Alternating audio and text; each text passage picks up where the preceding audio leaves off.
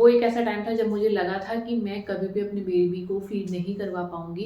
एक painful journey से एक हैप्पी जर्नी में किस तरीके से कन्वर्ट हुई। Hi guys, welcome again to my channel the mom spot by Jyoti. I really wish कि आप सब लोग अच्छे से होंगे, खुश होंगे एंड हेल्दी होंगे। तो गाइस, आज की जो वीडियो है वो अगेन होने वाली है नॉर्मल स्टोरी शेयरिंग वीडियो, या you can say sharing my experience video. तो आज की वीडियो में मैं आप लोगों के साथ में शेयर करने वाली हूँ अपनी ब्रेस्ट फीडिंग की जर्नी। तो मैंने मेरे साथ जो जो इनिशियली फेज में हुआ ब्रेस्ट फीडिंग को लेके, मैंने सोचा क्यों ना मैं आप लोगों के साथ में एक उसका एक्सपीरियंस शेयर करूं, ताकि आप लोगों को भी इसमें कुछ डिटेल्स मिल सके। तो इस वीडियो में मैं कुछ इन्फॉर्मेशन भी शेयर करने वाली हूँ कि मेरी जर्नी कैसे रही, मैंने क्या किया, कैसे मेरी जो जर्नी है ब्रेस्ट फीडिंग की वो एक पेनफुल जर्नी से एक हैप्पी जर्नी में किस तरीके से कन्वर्ट हुई। तो चलिए वीडियो को आगे बढ़ा लेते हैं एंड जल्दी से मैं आप लोगों के साथ में सारी डिटेल्स को शेयर करना चाहती हूँ। तो वीडियो को शुरू करने से पहले I request all of you कि अगर आपने चैनल को अभी भी सब्सक्राइब नहीं किया देन जल्दी से मेरे चैनल को सब्सक्राइब कर लो, ताकि आप लोगों को आगे आने वाली वीडियो के लेटेस्ट नोटिफिकेशन मिल सके, आप मेरा कोई भी वीडियो मिस ना करो। तो चलिए वीडियो को आगे बढ़ाते हैं, बात करते हैं कि मेरा एक्सपीरियंस कैसा रहा ब्रेस्ट फीडिंग जर्नी को लेके। तो सबसे पहले मैं आप लोगों को ये बता देती हूँ कि मेरी जो डिलीवरी हुई है वो सी सेक्शन डिलीवरी हुई है। अगर आपने मेरे डिलीवरी वाले ब्लॉग नहीं देखे तो आप उन ब्लॉग्स को डेफिनेटली जाके चेकआउट कर सकते हो। तो जी हाँ, मेरी डिलीवरी हुई है C section delivery. And C section delivery में जनरली जो ब्रेस्ट फीडिंग की जर्नी होती है वो थोड़ी सी ज़्यादा कॉम्प्लिकेटेड होती है, पेनफुल होती है, बहुत ज़्यादा इनिशियली फेज में बहुत ज़्यादा डिफिकल्ट होती है आई कैन से। क्योंकि जो रेगुलर जो नॉर्मल डिलीवरीज होती है उसमें तो आप फर्स्ट डे से बेबी को फीड करा पाते हो आराम से, एंड आपको उसमें फिर कोई भी ज़्यादा दिक्कत नहीं होती है। बट जो ये सी सेक्शन वाली डिलीवरी होती है उसमें generally most of the hospital में आपको ना फर्स्ट डे पे उठने से मना कर दिया जाता है। वो बोला जाता है कि आपको पूरा दिन सिर्फ सीधे लेटे रहना है। तो उस केस में ना आप बेबी को ठीक से फीड नहीं करवा पाते हो, क्योंकि बेबी भी बहुत छोटा होता है एंड आप भी जैसे एक न्यू मॉमी होते हो, तो आप भी सब चीज़ें सीख रहे हो, बेबी भी सारी चीज़ें सीख रहा है। आप दोनों के लिए सब कुछ नया है, आप भी पहली बार फीड कराओगे, बेबी भी फर्स्ट टाइम सक करने वाला है। तो ये चीज़ें थोड़ी सी कॉम्प्लिकेटेड हो जाती हैं। बेबी कई बार अच्छे से नहीं सक कर पाते, आप नहीं फीड करा पाते हो, या आपके जो निप्पल्स अगर वो एकदम फ्लैट होते हैं उस केस में भी बेबी सक नहीं कर पाते। क्योंकि अगर निप्पल्स ही नहीं है बाहर तो बेबी सक कैसे करेगा, क्योंकि बेबी भी तो बहुत छोटा सा है ना। तो इन सब केसेस में जो ब्रेस्ट फीडिंग की इश्यूज हैं वो अराइज हो जाते हैं। तो मैं आप लोगों के साथ में शेयर करना चाहती हूँ कि मेरे साथ ये एक्सपीरियंस कैसा रहा एंड मैंने कौन कौन सी डिफिकल्टीज फेस की अपने ब्रेस्ट फीडिंग की जर्नी में। तो गाइस, मेरी हुई थी सी सेक्शन डिलीवरी। मैंने आफ्टरनून में मेरी 12:15 बजे के आसपास डिलीवरी हुई थी एंड उसके बाद डॉक्टर ने इमीडिएटली मुझे बाहर के रूम में शिफ्ट कर दिया था। एंड उन्होंने तुरंत ही बेबी के लिए टॉप फीड मिल्क लिख कर दे दिया था। मतलब जो बेबी को पहला फीड गया है वो ही गया है टॉप फीड। तो उन्होंने फार्मूला मिल्क लिख के दे दिया था एंड वो फार्मूला मिल्क ही बेबी को फीड कराया गया। एंड उसके बाद जब मुझे नॉर्मल रूम में शिफ्ट कर दिया गया, उसके बाद इवनिंग में I can say around 5:30 6 o'clock lactation consultant आए एंड देन उन्होंने बेबी को उठाया एंड मेरे ब्रेस्ट पे दिया। तो उन्होंने बेबी को थोड़ी देर उसका हेड होल्ड करा के उसे सक करवाया। बेबी ने थोड़ा थोड़ा सा हल्का हल्का सा सक किया एंड उसके बाद वो वैसे ही छोड़ के चले गए। एंड उसके बाद उन्होंने बोला कि आपको इस तरीके से ही बेबी को फीड कराना है बार बार। बट क्योंकि I was also a new mom, baby is also very small, तो वो चीज़ें थोड़ी सी डिफिकल्ट हो रही थी मुझे, क्योंकि उठ के बैठना नहीं था। तो वो नहीं मैं बेबी को फीड करा पा रही थी, बेबी अच्छे से सक नहीं कर पा रहा था। तो हमारा जो इनिशियल फेज गया है मेरे लाइक डिलीवरी के 3-4 दिन की बात मैं बोलती हूँ, मेरा जो बेबी है वो पूरा जो है वो टॉप फीड पे ही था, फॉर्मूला मिल्क पे ही थी दिविशा। उसके बाद मैंने जब घर पे आने के बाद फिर मैंने ब्रेस्ट को ना थोड़ा थोड़ा सा मसाज किया और उसके बाद जब मैंने बेबी को फीड कराने का ट्राई किया तो मेरी जो बेबी है वो फीड नहीं ले पा रही थी। मैंने हॉस्पिटल में डॉक्टर को पूछा हुआ था कि can I use the silicon breast shield जो आती है मार्केट में। तो डॉक्टर ने मुझे क्लियरली कहा कि don't use that. But still क्योंकि मेरे जो निपल्स थे वो पूरे फैट थे, एकदम अंदर के साइड में थे और उसमें बेबी को सक करने के लिए स्पेस ही नहीं था। बेबी कैसे सक करेगा, एक तो ब्रेस्ट का साइज इतना बड़ा हो जाता है आपका मिल्क आने के बाद में। तो मैंने घर में आने के बाद वो सिलिकॉन के जो ब्रेस्ट शील्ड थे वो यूज़ किए, उसको लगा के बेबी को सक करवाने का ट्राई किया। जो मेरी बेबी है ना वो सक नहीं कर पा रही थी ठीक से। तो फिर सॉरी गाइस, एक्चुअली दिविशा सो के उठ गई थी तो मैं उसको ब्रेस्ट फीड कराने के लिए चली गई थी। ओके, सो कहाँ पर थे हम? हाँ, सो आई वॉज लाइक कि जो इनिशियल 10 to 12 डेज़ हैं पोस्ट डिलीवरी, वो मेरे लिए बहुत ज़्यादा हॉरिबल थे। मेरा जो बेबी था वो totally I can say 100% top feed पे था, फॉर्मूला फीड पे था। एंड वो एक ऐसा टाइम था जब मुझे लगा था कि मैं कभी भी अपने बेबी को फीड नहीं करवा पाऊँगी। मेरी कंडीशन यहाँ तक थी कि मैंने इतना कैलकुलेशन कर लिया था कि ओके, ये फॉर्मूला मिल्क इतने का आता है, एक महीने में इतने बार इतना लग रहा है फॉर्मूला मिल्क, तो हमको टोटल जो है वो कितना फॉर्मूला मिल्क लग जाएगा, कितनी कॉस्ट होगी एवरी मंथ की, यहाँ तक मैंने कैलकुलेशन सारा जो है वो कर लिया था। तो जो मेरी बेबी है वो बिल्कुल भी ठीक से मेरा जो ब्रेस्ट मिल्क है वो सक नहीं कर पा रही थी। एंड जब वो सक नहीं कर पा रही थी, क्योंकि मिल्क अंदर से बन रहा था बट बेबी सक नहीं कर रही थी, तो मुझे क्या प्रॉब्लम हुई, मुझे ना अंदर हो गई बहुत ज़्यादा गांठें, पूरे ब्रेस्ट में मेरे गांठें हो गई। एंड वो इतने पेनफुल थे, आई लिटरली क्राइड। मैं बहुत रोई हूँ उस टाइम पे। मैंने लिटरली अपने ब्रेस्ट को गर्म पानी के थैली से, टॉवल से सेक के, गर्म पानी डाल डाल के वो जो गांठें हैं वो धीरे धीरे निकालने का ट्राई किया है। एंड गाइस ट्रस्ट मी, वो जो गांठें होती है वो बहुत पेनफुल होती है। मैं आप लोगों को डरा नहीं रही हूँ, बट मैं आप लोगों को ये बोल रही हूँ कि जो मेरे साथ हुई प्रॉब्लम वो आप लोगों के साथ ना हो, इसलिए आप इन चीज़ों का ध्यान पहले से रखो।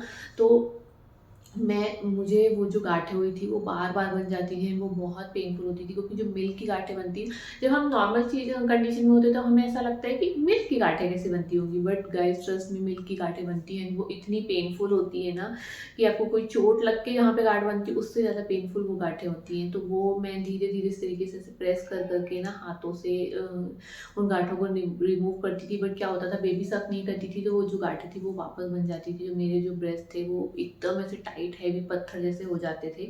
तो मेरा जो एक्सपीरियंस है इनिशियल फ्यू डेज़ का, आई कैन से 15-20 डेज़ का, वो बहुत ज़्यादा हॉरिबल था। प्लस मैं initially after 3 days 3 to 4 days हमारा जो बेबी के साथ में फर्स्ट विज़िट था वहाँ पे पेडियाट्रिशियन डॉक्टर के साथ में, उस टाइम में मेरी बेबी को लूज़ मोशन स्टार्ट हो गए थे, तो उस टाइम पे बेबी की हालत ज़्यादा ख़राब हो गई थी थोड़ी-सी। तो उस टाइम पे वो टोटल फॉर्मूला मिल्क पे चली गई थी। एंड बेबी के ठीक होते ही मुझे वापस से मुझे लूज़ मोशन स्टार्ट हो गए थे, तो मैं उस टाइम पे भी बेबी को 2-3 दिन फीड नहीं करवा पाई।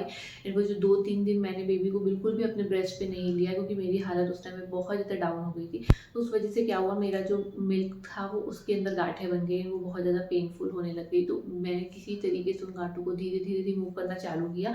गाँठें तो धीरे-धीरे करके रिमूव कर दी, बट एक्चुअली प्रॉब्लम क्या हो रही थी, बेबी अभी भी सक नहीं कर पा रही थी। मैं निपल्स जो शील्ड है वो लगा के यूज़ करती थी, बट दिविशा को जो स्टार्टिंग से एक प्रॉब्लम रहा निपल शील्ड के साथ, आई डोंट नो, वो बहुत ज़्यादा इरिटेट हो जाती निपल शील्ड के साथ में। जब भी मैं ब्रेस्ट पे निपल शील्ड लगा के उसे फीड कराने का ट्राई करती थी ना, तो वो अपना मुँह इस तरीके से ऐसे रगड़ करके वो निपल शील्ड को कैसे भी करके वहाँ से निकाल देती थी। मतलब हाथ तो उस टाइम पे उसके चलते नहीं थे, बट वो अपने मुँह से ही रगड़-रगड़ के निकाल देती थी निपल शील्ड। तो निपल शील्ड भी मैं यूज़ नहीं कर पाती थी ठीक से, बट एकदम थोड़ा-थोड़ा सा मिल्क आता था। जब मैं जैसे-तैसे निपल शील्ड लगा के अगर उसे पिलाती थी ना, निपल शील्ड में हल्का-सा मिल्क भरा रहता था। एंड मुझे ऐसा लगता था कि मेरा मिल्क बन रहा है ज़्यादा। मुझे घर पे लोग बोलते थे, एक तो आपके आस-पास लोग आपको इतना उस टाइम पे ना डिमोटिवेट करने लग जाते हैं, मिल्क ही नहीं बन रहा, मिल्क ही नहीं बन रहा। उससे क्या होता है, आप और ज़्यादा स्ट्रेस में चले जाते हो कि आप यार अपने बेबी को फीड ही नहीं करा पा रहे हो। तो मेरे साथ ये प्रॉब्लम हो गई। फिर जब 15-20 दिन हो गए, बहुत ज़्यादा प्रॉब्लम हो रही थी, तो फिर मैंने सोचा कि मैं जाके एक लैक्टेशन कंसल्टेंट से मिल के आती। तो जो मेरे हॉस्पिटल में लैक्टेशन कंसल्टेंट थी, वो मुझे इतनी ज़्यादा मतलब अप्रोचिंग नहीं लगी, उनका जो एटीट्यूड था थोड़ा-सा। तो मैंने एक दूसरी गूगल पे लैक्टेशन का नंबर निकाला। And I am really thankful to myself कि मैंने रियली उनके पास जाके उनको कंसल्ट किया। तो जब मैं उनके पास गई तो उन्होंने मुझे वहाँ बिठाया, और तब दिव्या बहुत छोटी थी, आई थिंक दिव्या कुछ 20 डेज़ की थी। तो उन्होंने दिव्या को कैसे ब्रेस्ट पे लेना है, उसे किस तरीके से सक करवाना है, वो मुझे सिखाया। उन्होंने वहाँ पे कहा कि मेरा ये मेन मोटो है कि मुझे तुमसे सिर्फ फीस नहीं लेनी, मुझे तुम यहाँ पे कुछ सीखने आई हो तो मुझे तुम्हें कुछ सिखा के यहाँ से भेजना है। And I am really lucky कि मैं उनके पास गई, क्योंकि उन्होंने मुझे वहाँ पे सिखाया कि अभी बेबी बहुत छोटा है और निपल्स क्योंकि अंदर है। उन्होंने मुझे जो मेरे ब्रेस्ट है उसे प्रेस करके दिखाया कि मिल्क इनफ है तुम्हारे अंदर, मिल्क का प्रॉब्लम नहीं, क्योंकि घर पे सब लोग बोल रहे थे मिल्क ही नहीं बन रहा, मिल्क ही नहीं बन रहा।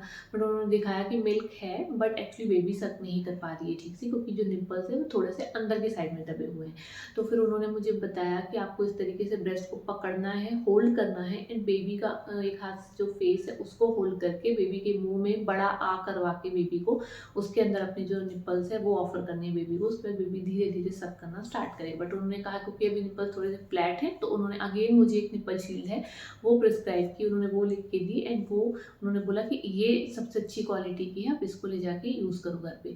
मैं घर पे आई, उसके बाद दिविशा को वो शील्ड लगा के ब्रेस्ट मिल्क देने का ट्राई किया। तो दिविशा अगेन, शील्ड तो मैडम को पसंद ही नहीं थी पहले से ही, तो वो शील्ड से बहुत ज़्यादा इरिटेट होने लगी। बट फिर मैंने सोचा कि चलो ठीक है, शील्ड हटाओ, मैं ऐसे ही ट्राई करती। तो उन्होंने जो मैम ने मेथड बताई थी वो मैंने फॉलो की। लाइक निपल्स को पकड़ा, बेबी के दिविशा के मुंह को पकड़ा एक साइड से, और उसके मुंह में ब्रेस्ट को ऑफर करना चालू किया। उसके बाद दिविशा ने धीरे धीरे सकिंग करना स्टार्ट किया मिल्क का। बट एक्चुअली इनिशियल फेज पे दिविशा के साथ प्रॉब्लम ये था कि वो भी बहुत छोटी थी, एंड मेरे जो ब्रेस्ट थे ना वो बहुत ज़्यादा हैवी हो गए थे, तो ब्रेस्ट का साइज बहुत बड़ा हो गया था। तो दिविजा क्या करती थी ना, सिर्फ निपल्स को अपने मुंह में ले लेती थी। जो आपके ब्रेस्ट में जो पूरा ब्लैक एरिया होता है जिसे एरोला कहा जाता है, उसको पूरा बेबी को अपने मुंह में लेना चाहिए, तब बेबी जब उसे सक करेगा तो उसको अच्छे से मिल्क आएगा। क्योंकि अगर सिर्फ बेबी ने निपल्स को मुंह में लिया एंड निपल्स को मुंह में सक करेगा तो उससे मिल्क नहीं आता है। तो एक्चुअली ये प्रॉब्लम हो रही थी दिविजा के साथ में स्टार्टिंग में, कि वो सिर्फ निपल्स को मुंह में रखती थी एंड उसको सक करती थी। तो मुझे ऐसा लगता था कि वो मिल्क पी रही है, और एक्चुअली वहाँ से मिल्क उसको ज़्यादा कुछ जाता ही नहीं था, क्योंकि वो पूरे पोर्शन को अपने मुंह में नहीं लेती थी। तो अगेन मुझे प्रॉब्लम होती थी कि दीक्षा बार बार रात में रोने लग जाती थी। मुझे ऐसा लगता था कि मिल्क तो हो रहा है, क्योंकि जब मैं अपने ब्रेस्ट को इस तरीके से प्रेस करती थी उसमें से मिल्क आ रहा होता, तो मुझे लगता था मिल्क तो है। बेबी ने मिल्क पी लिया, फिर भी वो क्यों रो रही है, उसे क्यों बार बार भूख लग रही है, वो क्यों इतनी क्रैंकी हो जा रही है। बट फिर लेटर आई रियलाइज कि ओके, वो ठीक तरीके से अभी भी सक नहीं कर रही, मतलब उसने सकिंग तो स्टार्ट कर दी है, बट वो जो ब्रेस्ट का पूरा एरोला वाला पोर्शन है उसे मुंह में नहीं ले रही है। मैंने उसे धीरे धीरे वो वाला पोर्शन उसके मुंह में डालना स्टार्ट किया, क्योंकि मेरे निपल्स बहुत दिनों तक फ्लैट थे। लाइक मैंने उससे ब्रेस्ट फीडिंग चालू कर दिया था, उसके बाद भी मेरे जो निपल्स थे वो काफ़ी दिनों तक इन्वर्टेड ही थे। तो उसमें मुझे थोड़ा सा स्ट्रगल करना पड़ा दिविशा के साथ में। बट लेटर धीरे धीरे टाइम के साथ उसने अच्छे से सकिंग करना स्टार्ट कर दिया, and now I can say अभी मेरी जो बेबी है वो 2 मंथ की है, एंड वो एक्सक्लूसिव ब्रेस्ट मिल्क पे है। एंड एक टाइम ऐसा था जब इनिशियल फ्यू डेज में मुझे ऐसा लगा था कि मैं कभी भी दीक्षा को ब्रेस्ट फीड नहीं करा पाऊंगी, या करवा भी पाऊंगी तो शायद सिर्फ 1-2 बार ही करवा पाऊंगी, मुझे उसे पूरा फॉर्मूला मिल्क पे रखना पड़ेगा। एंड वो एक गिल्ट कहीं ना कहीं मॉम के अंदर आ जाता है हमेशा, कि जब आपको ऐसा लगता है ना आप अपने बेबी को ब्रेस्ट मिल्क भी नहीं ऑफर करवा पा रहे हो, लाइक उसे आप खाना ही नहीं दे पा रहे हो, तो वो थोड़ा सा कहीं ना कहीं एक डिप्रेशन आपको लगने लग जाता है। तो मुझे उस टाइम पे ऐसा लगा था कि मैं कभी भी दीक्षा को ब्रेस्ट मिल्क पूरी तरीके से ऑफर नहीं कर पा पाऊंगी। तो मैंने 1.5 महीने में जब दीक्षा 1.5 महीने की हो रही थी, तब मैं उसको ऑलमोस्ट पूरा अपने ब्रेस्ट मिल्क पे ला चुकी थी। सिर्फ जो मॉर्निंग का एक फील होता था आफ्टर हर मालिश, उसकी जैसे मालिश होती थी तो उस टाइम पे उसको भूख ज़्यादा बहुत तेज़ लग जाती थी, वो उसको पीने के बाद ना मिल्क को और अच्छा लंबा सो जाती थी। तो उस टाइम पे मैं उसको एक बॉटल का फीड देती थी, फॉर्मूला फीड देती थी। बट अभी दिव्या ने जैसे जैसे 2 महीने की होने लगी, 2 महीने के होने के पहले ही मैंने उसको अभी वो वाला जो एक फॉर्मूला मिल्क था वो भी दिन में देना बंद कर दिया है। तो अभी जो मेरी बेबी है वो पूरी एक्सक्लूसिवली मेरे ही ब्रेस्ट मिल्क पे है। तो लाइक मैं नो मिल्क से, लाइक फॉर्मूला मिल्क से पूरे ब्रेस्ट मिल्क तक अपने बेबी को लेकर आई हूँ। वो जर्नी मेरी बहुत ज़्यादा, आई वुड से कि वो वॉक ऑफ फ्लावर नहीं थी, बहुत ज़्यादा पेनफुल थी, बहुत ज़्यादा डिफ़िकल्ट थी। मैं बहुत ज़्यादा रोई हूँ उस टाइम पे, इस वजह से बहुत ज़्यादा डिप्रेशन भी आने लग जाता था। बट मैंने हार नहीं मानी, एंड लकीली मेरे बेबी ने भी मेरा बहुत ज़्यादा साथ दिया, सपोर्ट दिया। मैं उसको जैसे फीड करवाने का ट्राई करती थी, वो इरिटेट होती थी, गुस्सा होती थी, बट उसने भी धीरे धीरे चीज़ें सीखी। क्योंकि आप भी एक न्यू मॉम होते हो, बेबी भी न्यू होता है, तो आप दोनों को धीरे धीरे चीज़ें सीखनी होती हैं।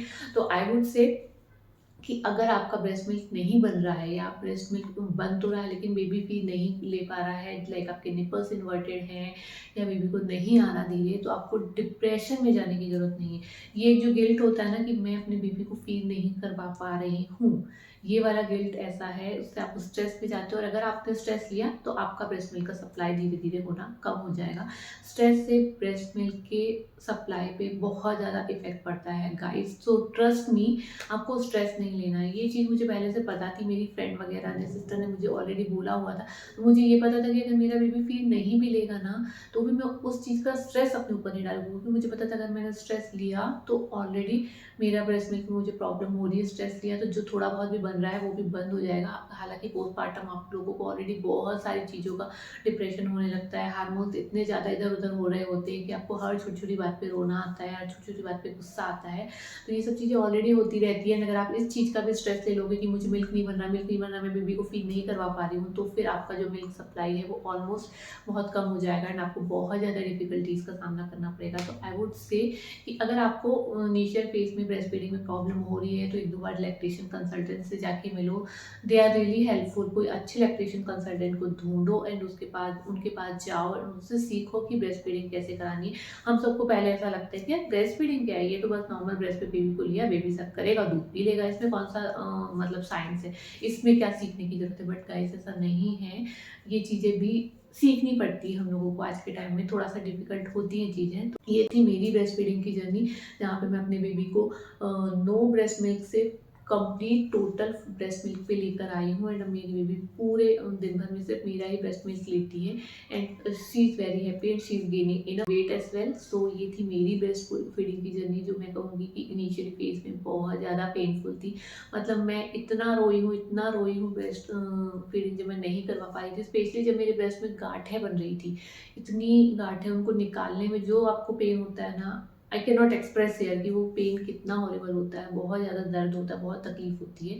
तो वो सब मैंने सहा है, क्योंकि मुझे था कि मुझे अपने बेबी को ब्रेस्ट फीड कराना है, मुझे हार नहीं माननी, क्योंकि अगर मैं वहाँ पे गिव अप कर देती, मतलब 1-2 बार ऐसा दिमाग में आ गया था कि यार लेट इट बी, छोड़ दें बेबी को, फॉर्म जाने दो, इतना बेबी को 6 महीने तक फीड कराना है, इतना-इतना कैलकुलेशन किया, इतना होगा, उसके बाद ठीक है 30-40,000 जाएँगे, जो भी जाएँगे फॉर्मूला मिल्क पे इतने महीनों में, ठीक है बेबी को उस पे ही रखते हैं, बेबी भी खुश, मैं भी खुश।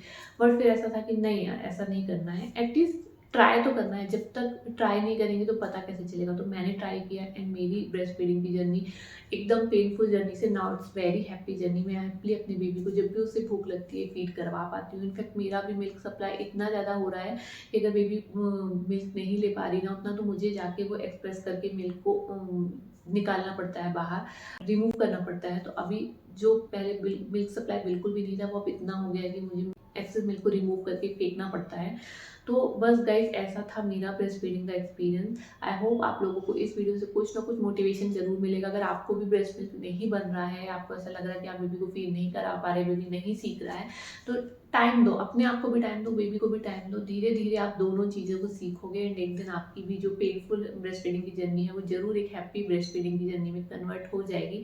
तो आई होप आपको इस वीडियो से कुछ ना कुछ मोटिवेशन ज़रूर मिलेगा। So do share this video with your friends and family. हम जल्दी मिलने वाले हैं अपने अगली वीडियो में, तब तक के लिए keep watching the mom spot by Jyoti. Channel को सब्सक्राइब नहीं किया तो चैनल को सब्सक्राइब ज़रूर से करके जाना। तो जल्दी मिलेंगे अपने अगली वीडियो में, तब तक के लिए see you, take care, bye bye.